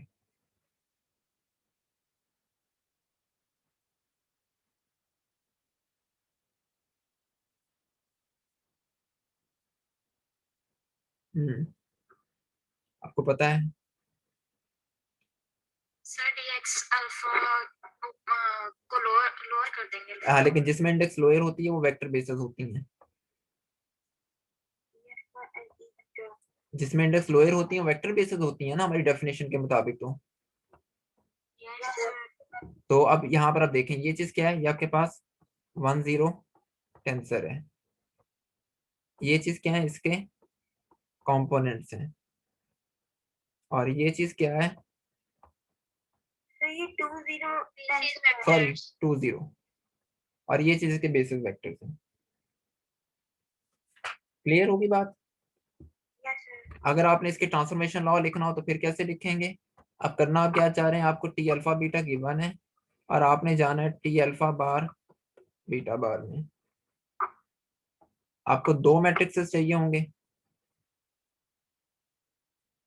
Yes sir. जो इंडेक्स, अगर ये इंडेक्स राइट हैंड साइड पे ऊपर है, क्योंकि ये आपके पास फ्री इंडेक्सेस हैं, तो ये राइट हैंड साइड पे भी ऊपर ही आएंगी। हाँ, लेफ्ट हैंड साइड पे भी ऊपर ही आएंगी। और नीचे हमने इनको से रिप्लेस कर दिया। ठीक है। Yes sir. अच्छा, यहाँ पर ये देखें, अगर मेरे पास ये चीज हो, अब मैं आपको वैसे याद करवाने के लिए लिख रहा हूँ कि अगर मेरे पास ये चीज होती है तो फिर मैं इसको कैसे लिखता? अल्फा बार, बीटा बार। तो ये जो दोनों हैं, ये एक दूसरे के ट्रांसफॉर्मेशन मैट्रिक्सेस नहीं है, इनवर्स ट्रांसफॉर्मेशन मैट्रिक्सेस। इनवर्स है। हाँ, ये दोनों एक दूसरे के इनवर्सेस हैं। सो 1 0 और 0 1 बिल्कुल एक दूसरे के ऑपोजिट वे में ट्रांसफॉर्म होते हैं।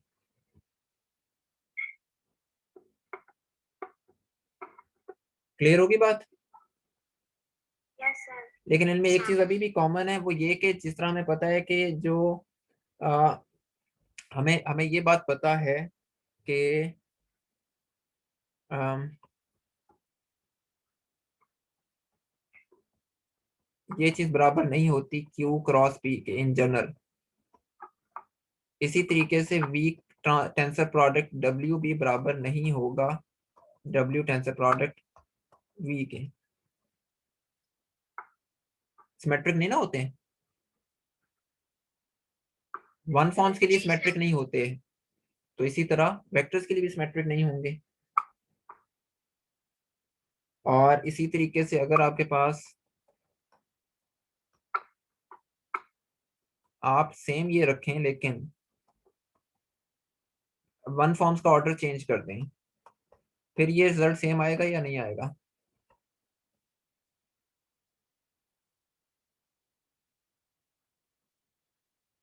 सर सेम आएगा।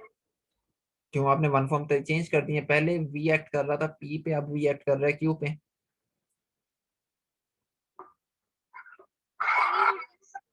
नहीं प्रॉपर्टी वर्क करते हैं तो फिर इसलिए सेम। हाँ, ये सिमेट्रिक नहीं होते अगर ये मैट्रिक टेंसर नहीं है। तो सिमेट्रिक टेंसर हमने देखा था ऐसे होते हैं जो सिमेट्रिक होते हैं। अच्छा, वैसे ये चीज किसके बराबर होगी?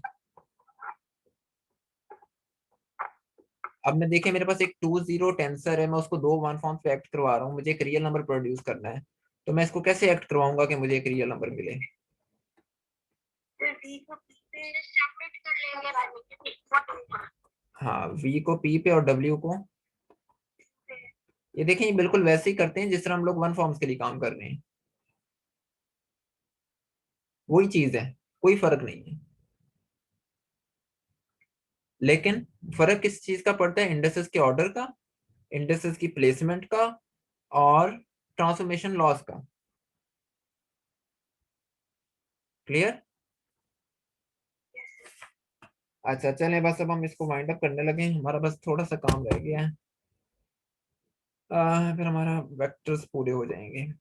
अच्छा, अब आपको अगर मैं ये कहूँ कि आपने n0 टेंसर्स को डिस्क्राइब करना है, ये क्या होंगे? नहीं में n वन फॉर्म से लेंगे। हाँ, ये लीनियर मैप्स होंगे जो n वन फॉर्म्स लेते होंगे और एक रियल नंबर प्रोड्यूस करते होंगे। सो हम इनकी मैप्स को इस तरीके से रिप्रेजेंट कर सकते हैं,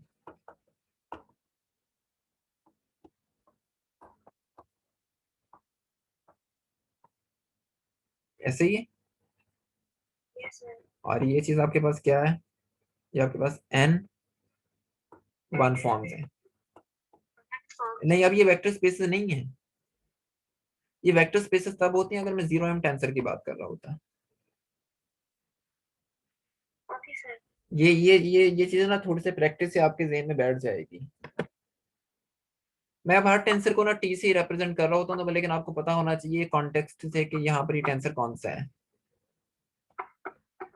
तो अगर मैं इसको नोटेशन में लिखूं तो फिर पी क्यू आर दूंगा तो मुझे यहाँ पर कोई सी मिलेगा। अच्छा, इसको कंपोनेंट्स में कैसे लिख सकते हैं? इंडेक्सेस ऊपर आएंगे नीचे आएंगे?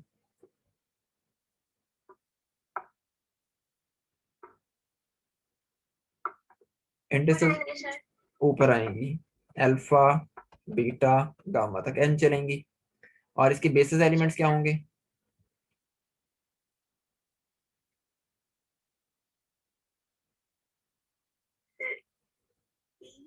अल्फा टेंसर और गामा तक। बिल्कुल ठीक है, शाबाश। सो यहाँ पर ये इसके कंपोनेंट्स आ गए।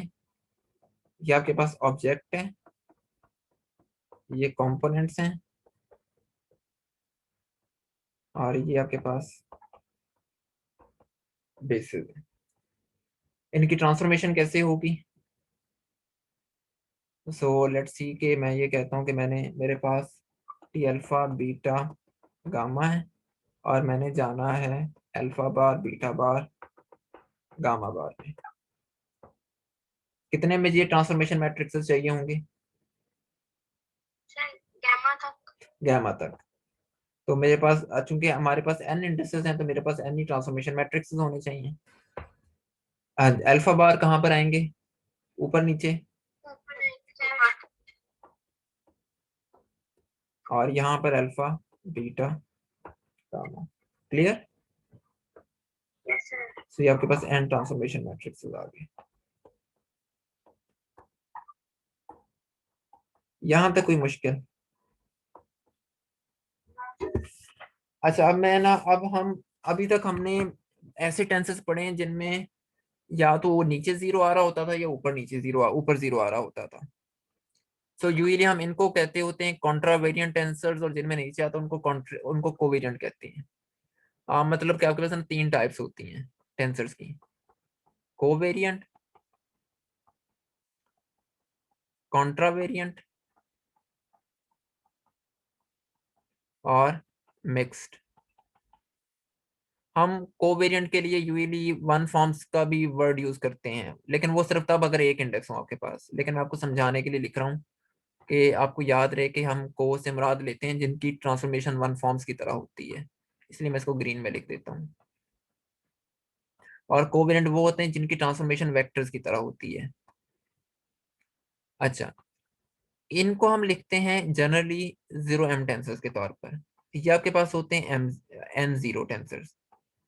मिक्स्ड वो होते हैं जिनमें दोनों इंडिसेस आ रही होती हैं।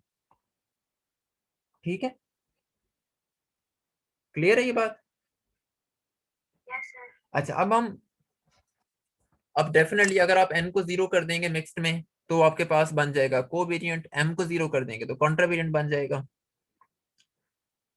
तो अब हम ये देखना चाह रहे हैं कि मिक्स टेंसर असल में होते क्या हैं। और लेकिन कोई भी जो टेंसर है ना, हम उसको डिफाइन इस तरीके से करते हैं कि आपके ये एक ऑब्जेक्ट होता है। आ, ये जो नंबर एन और एम है, ये असल में इसके आर्गुमेंट्स होते हैं। आप इसको कोई भी आर्गुमेंट्स दे देते हैं, वो वन फॉर्म्स हो सकते हैं, वो वेक्टर्स हो सकते हैं। और इसने काम ये होता है कि इसने रियल नंबर प्रोड्यूस करना होता है। ये टेंसर का काम होता है। हम इसको डिफाइन इस तरीके से करते हैं फिजिक्स में। तो अब अगर आपके पास मैं एक टेंसर लूं, मैं कहता हूं कि मैंने वन वन टेंसर को डिफाइन करना है। अब ये क्या शो कर रहा है कि ये मिक्स टेंसर है। हमें पता है ये मिक्स टेंसर है, और रियल नंबर प्रोड्यूस करने के लिए इसको क्या चाहिए? ऊपर वाली इंडेक्स क्या शो कर रही है? वन फॉर्म चाहिए सर। वन फॉर्म भी चाहिए। कितनी वन फॉर्म चाहिए इसको? भी चाहिए। हाँ, ऊपर वाली इंडेक्स ये शो कर रही है कि इसको एक एक वन फॉर्म चाहिए। वन फॉर्म चाहिए, और नीचे वाली इंडेक्स ये शो कर रही है कि इसको एक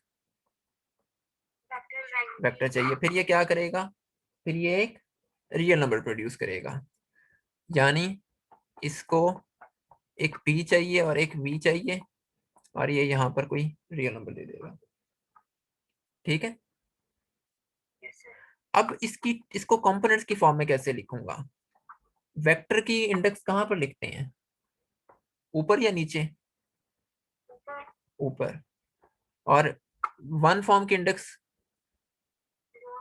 अच्छा ये देख, अच्छा यहाँ पर ना एक चीज और ध्यान में रखें कि आपको इसको ना शायद किसी का आपको ये चीज ऐसे लिखी हुई मिले कि ये अल्फा और बीटा एक ही जगह लिखे हुए हैं, मतलब एक ही, ये बेसिकली इसको एक ही लाइन में आ रहे हैं। असल में ये लिखने का तरीका गलत है। इनको हमेशा आगे जाके लिखना चाहिए। ठीक है, क्योंकि अगर मैं इसके नीचे बीटा लिख दूंगा ना, तो उसका मतलब एक तरह से ये होगा कि मैं ना अल्फा को लोअर मैंने कर दिया और साथ ही उसको किसी और वेरिएबल से रिप्लेस कर दिया है। वो थोड़ी सी नोटेशन ना कंफ्यूजिंग हो जाती है। इसलिए हम इंडिसेस को इस तरीके से स्पेस देके लिखते हैं। और आपको बहुत सारे वेक्टर्स मिल जाएंगे जैसे अल्फा, बीटा, गामा। मैं इनको ऐसे भी लिख सकता हूँ, T alpha gamma beta, doesn't matter, या मैं इसको ऐसे भी लिख सकता हूँ, टी बीटा अल्फा गामा। लेकिन मुझे पता है कि वो नोटेशन कंफ्यूजिंग है और वो बहुत सारी बुक्स अब उसको फॉलो नहीं करती। तो सबसे अच्छा तरीका ये है लिखने का। Okay sir. ठीक है। अच्छा, अब अब ये जो अल्फा वाला कंपोनेंट है इसके बेसिस क्या आएंगे यहाँ पर? ये अल्फा। ये अल्फा। और दरम्यान में डेफिनेटली आपको दूसरी बेसिस के साथ अटैच करने के लिए टेंसर प्रोडक्ट लेना होगा। Yes sir. और इस बीटा, ये बीटा वन फॉर्म को रिप्रेजेंट कर रहा है, इसकी बेसिस क्या आएंगी? dx beta alpha. बीटा। क्यों? क्योंकि इसकी इंडेक्स बीटा है यहाँ पर। ठीक है। Yes sir. कोई मुश्किल यहाँ तक? No sir. अच्छा, मैं अगर एक चीज यहाँ पर और भी लिख दूं कि ये चूंकि लीनियर मैप्स होते हैं, सो मैं इनको ऐसे लिख सकता हूँ,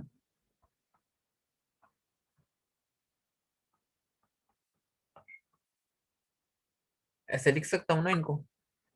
यस ये सर। चीज आपको यहाँ से पता लग रही होगी।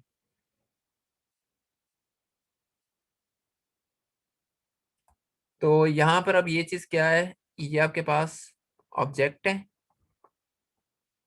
ये आपके पास कंपोनेंट्स हैं। ये ऑब्जेक्ट कौन सा है? ये बेसिकली वन वन टेंसर है। और ये चीजें क्या है? ये इसकी बेस एलिमेंट्स। Basis elements. अच्छा, अब हम देखते हैं कि ये वन वन जो है टेंसर, क्या ये रियल नंबर प्रोड्यूस करता है या नहीं करता, चेक कर लेते हैं। चले, हमारे पास ये टी है, हम इसको एक वेक्टर दे देते हैं, एक वन फॉर्म दे देते हैं और एक वेक्टर दे देते हैं। और इसको मैं डेफिनेटली लिख सकता हूँ अल्फा बीटा और E alpha cross D X beta. और इसे मैंने यहाँ पर दे दिया है, ये दे दिया। मैं एक काम करता हूँ, मैं थोड़ा सा ना इनके इनकी कलरिंग कर देता हूँ ताकि आपको चीजें देखने में आसानी हो जाएगी। क्योंकि मैंने अभी इंडेक्सेस को भी चेंज करना है असल में।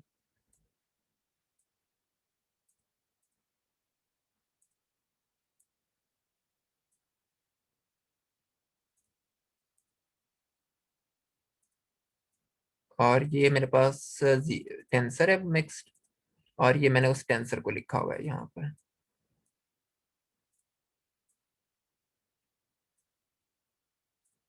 ठीक है, ये क्लियर हो गया सारा कुछ क्या किया हुआ है? Yes sir. अच्छा, अब हमें ये पता है कि इस सेल्फा ने किस पर एक्ट करना है? वन फॉर्म पे। हाँ, पी टिल्डा पे। और इस डी एक्स बीटा ने किस पे एक्ट करना है? V vector. वी वेक्टर पे। अच्छा, तो ये टी अल्फा बीटा हम ऐसे ही रहने देते हैं, ये भी ऐसे ही रहने देते हैं, और इसको भी फिलहाल ऐसे ही रहने देते हैं। अब हमने वी टिल्डा और पी टिल्डा और वेक्टर वी को कंपोनेंट्स में लिखना है।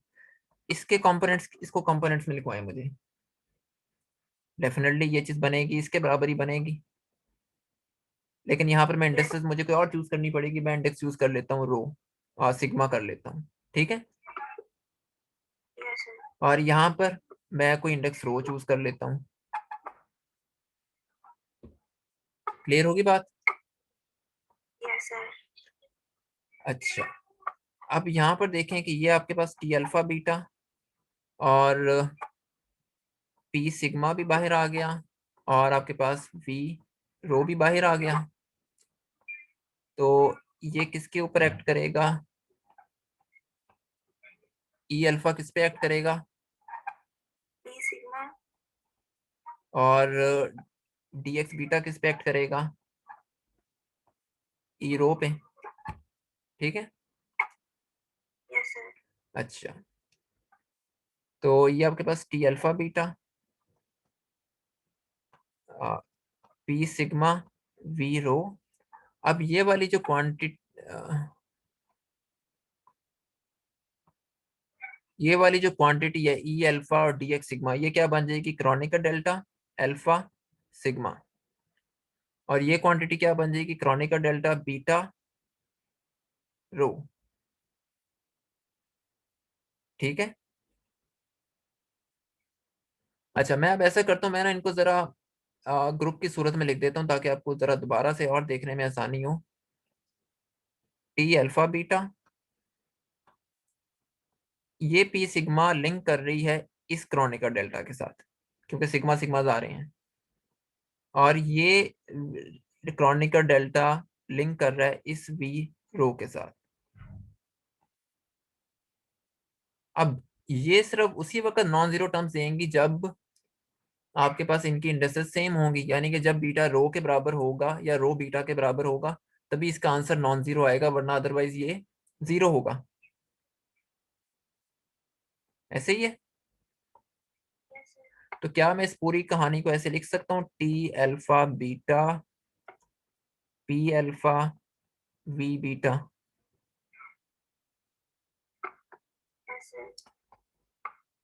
और तो ये चीज मेरे पास इसके बराबर आ गई। अब ये जो नंबर है ये क्या देगा? ये एक रियल नंबर नहीं देगा।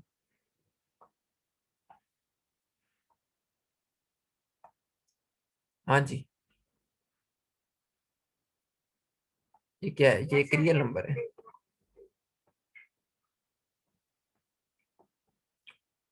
क्लियर होगी बात, या कोई कंफ्यूजन है इसमें? ये देखिए, बिल्कुल हम उसी तरीके से सारा काम कर रहे हैं जिस तरह हमने पहले पढ़ा। बस बस फर्क ये पड़ा है कि यहाँ पर एक इंडेक्स ऊपर है एक नीचे है।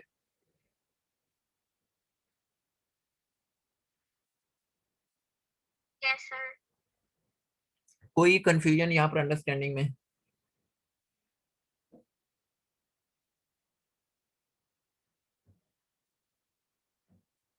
जी, कोई सबको क्लियर है ना?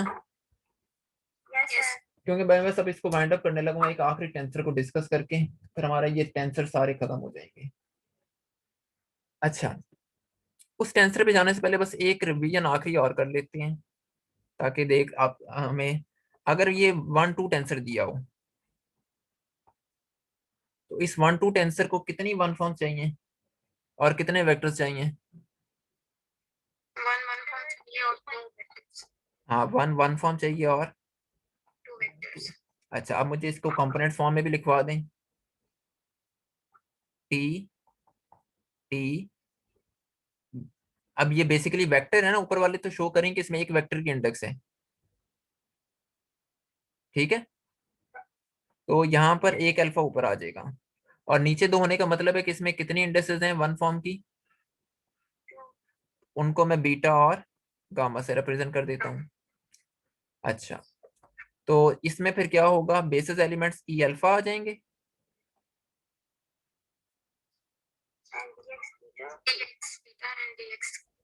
डी एक्स बीटा और डी एक्स गामा। ठीक है, शाबाश।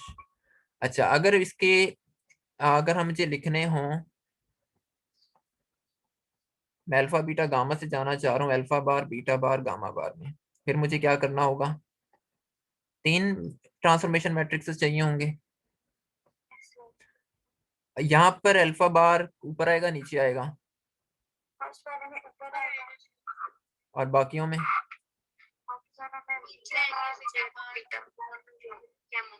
क्लियर हो गया?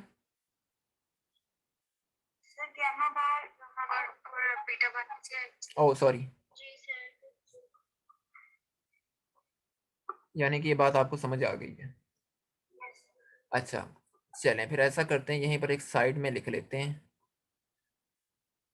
इस इसका ऑपोजिट टेंसर चेक कर लेते हैं। अगर ये 2 1 टेंसर हो, कितने वेक्टर्स चाहिए? सर वेक्टर एक चाहिए। वेक्टर एक चाहिए। Yes sir. जी सर। ठीक है, और कितनी वन फॉर्म चाहिए? टू। ठीक है, अब मुझे इसको कंपोनेंट फॉर्म में लिखवा दें।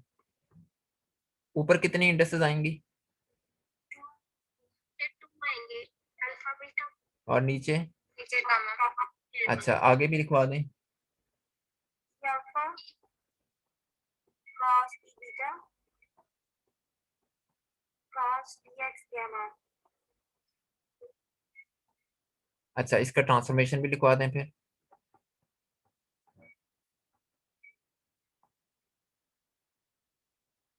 अल्फा बार और बीटा बार और गामा नीचे आएगा क्या गामा। ठीक हो गया। अच्छा, चलें बस फिर हम अब इसको जनरलाइज कर लेते हैं, इस सारी कहानी को, जितने भी हम टेंसर पिछले 4 हफ्तों से पढ़ रहे हैं। हम डिस्कस करते हैं एन एम टेंसर्स। अब ये क्या होंगे? Linear maps. लेकिन किस तरह के लीनियर मैप्स होंगे? ये सबसे जनरल क्लास है, most general class of tensors.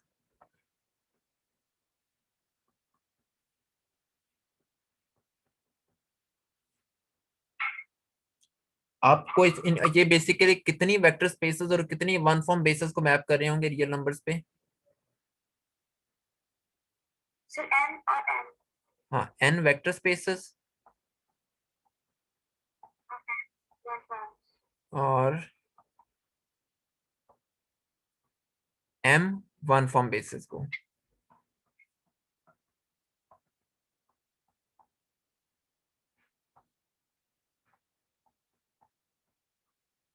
ये क्या चीज है? एन वेक्टर स्पेसेस और ये क्या चीज है? M one form. Sir n one forms नहीं आएंगे। आपके पास वेक्टर स्पेसेस एन है ना, तो इनको एन वन फॉर्म चाहिए होंगी। ये बेसिकली एन वेक्टर्स हैं और इनको एन वन फॉर्म चाहिए होंगी। ये एम वन फॉर्म्स हैं और इनको एम वेक्टर्स चाहिए होंगे। मतलब मैं भी समझाता हूँ इस बात का मतलब क्या बन रहा है। मैं कहना ये चाह रहा हूँ कि आपने के पास कितनी कितनी वेक्टर स्पेसेस है? एन वेक्टर स्पेसेस हैं। सो बेसिकली ऊपर एन आ रहा है ना, तो इसका मतलब है कि आपके पास एन वेक्टर्स हैं। एन वेक्टर्स है ना? Yes sir. अच्छा, तो आपके पास ये जो एन वेक्टर्स हैं, एन वेक्टर बेसिस और एम वन फॉर्म बेसिस, इनको एन वेक्टर बेसिस को कितनी वन फॉर्म चाहिए होंगी?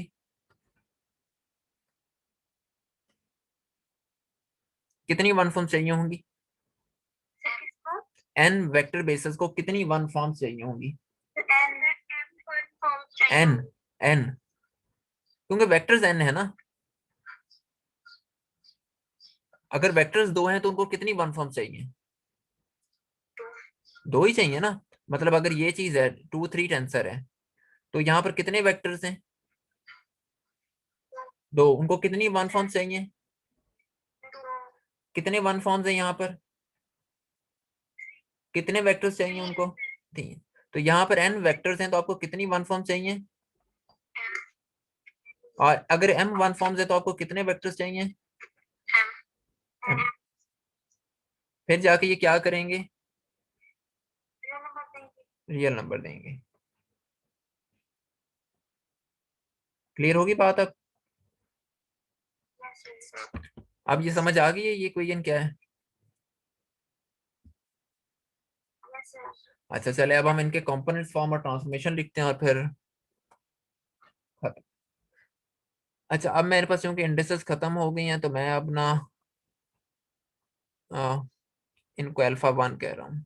अल्फा वन से अल्फा एन तक और रो वन से रो एम तक, ठीक है। चले मैं ऐसा करता हूँ, यहाँ पर एक आधी इंडेक्स और बढ़ा लेता हूँ।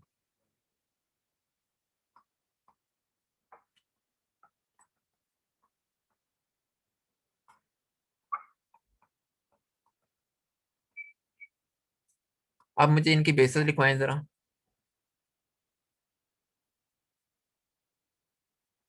ई अल्फा वन टेंसर प्रोडक्ट के साथ।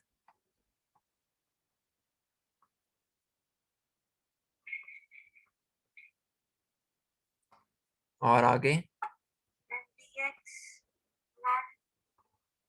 Sir dx rho tensor product dx rho two so on rho m था। बिल्कुल ठीक हो गया। Yes sir. अच्छा अब इनके मैं अच्छा ये क्या चीज है?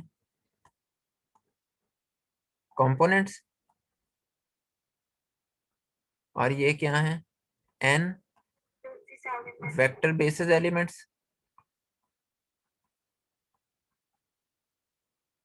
और ये क्या चीज है? M one form basis elements. तो फिर असल में इन जनरल ये क्या चीज है? ये एन क्रॉस एम बेसिस है। क्लियर? Yes sir. अच्छा अब इनकी ट्रांसफॉर्मेशन लिख लेते हैं। अब ट्रांसफॉर्मेशन में हम क्या करना चाह रहे हैं? हम ट्रांसफॉर्मेशन में करना ये चाह रहे हैं कि हमारे पास अल्फा वन से अल्फा एन और रो वन से रो एम में हम जाना चाह रहे हैं अल्फा वन से अल्फा वन बार और अल्फा एन से अल्फा एन बार में, और रो वन से रो वन बार में, और रो एम से रो एम बार में। हाँ जी क्या करेंगे? हमें कितने ट्रांसफॉर्मेशन मैट्रिक्स चाहिए होंगे?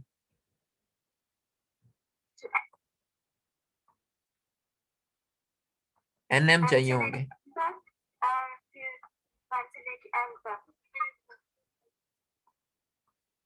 हाँ यानी कि हमें एन और एम ट्रांसफॉर्मेशन मैट्रिक्स चाहिए होंगे।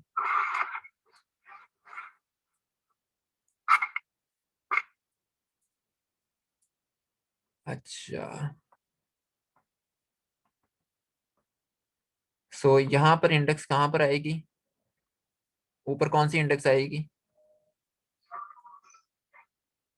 Alpha sir alpha bar one alpha bar two so on alpha bar N. और यहाँ पर सर रो वन बार और रो एम बार। तो ये क्या चीज है आपके पास?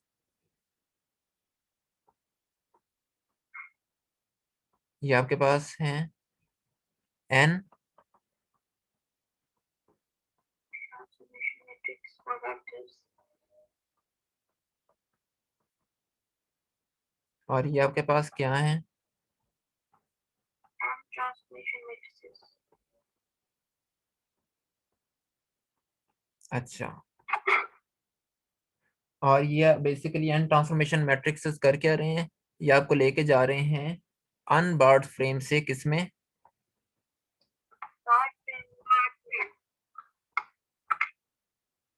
और ये क्या कर रहे हैं? ये आपको बार्ड से लेके जा रहे हैं अन बार्ड में। तो इन जनरल आपके पास टोटल ट्रांसफॉर्मेशन मैट्रिक्स कितने हैं? N M. सर ये दोनों ही अनबार से बार में लेके जा रहे हैं। नहीं यहाँ पर आपके पास बेसिकली आप बार्ड से अनबार्ड में जा रहे हैं। आप इस चीज को कांस्टेंट रख के इसके लिहाज से डिफरेंट सॉरी इस चीज को कांस्टेंट रख के इसके लिहाज से डिफरेंशिएट कर रहे हैं ना। और सॉरी कांस्टेंट नहीं रख रहे, आप रो वन को रो वन बार के लिहाज से डिफरेंशिएट कर रहे हैं। तो जिसके लिहाज से डिफरेंशिएट कर रहे होते हैं आप उस फ्रेम में मौजूद होते हैं।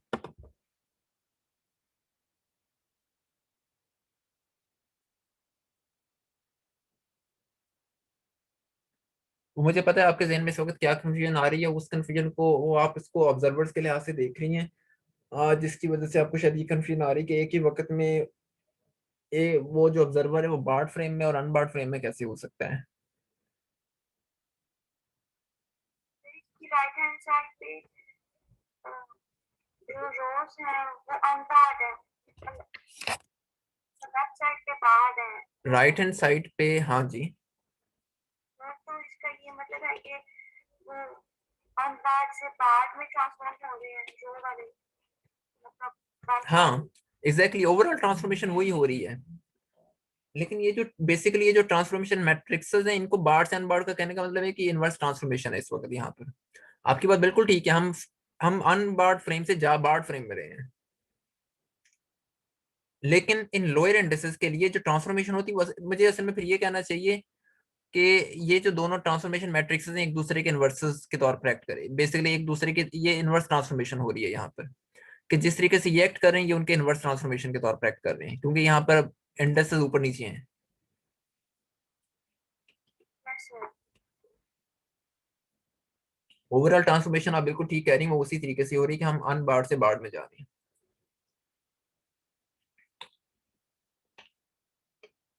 तो यहाँ पर ये जो ट्रांसफॉर्मेशन है ना, ये बेसिकली इस ट्रांसफॉर्मेशन को आप इस तरीके से देखें कि यहाँ पर जब आपके पास इंडेक्सेस लोअर होती हैं तो फिर आपके पास जो लैम्डा मैट्रिक्सेस होते हैं वो इनवर्स मैट्रिक्सेस होते हैं। Yes, sir. क्लियर है? जी। ओके, सो ये हमारा आज का लेक्चर था।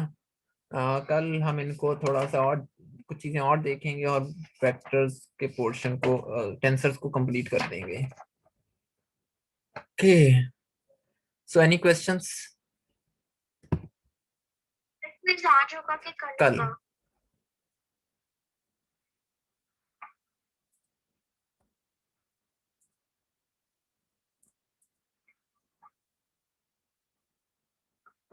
सर एक क्वेश्चन करना है। जी जी। सर जो जी होता है उसमें जब लोअर इंडेक्स में अल्फा बीटा या या या अपर हो तो उनकी वैल्यूज सेम होंगी क्या या डिफरेंट होंगी? अगर वो सिमेट्रिक टेंसर है फिर फर्क नहीं पड़ता। मतलब वैल्यू से मुराद क्या लेनी, वैल्यू से मुराद उनके डायगोनल जैसे -1 1 1 1 है हाँ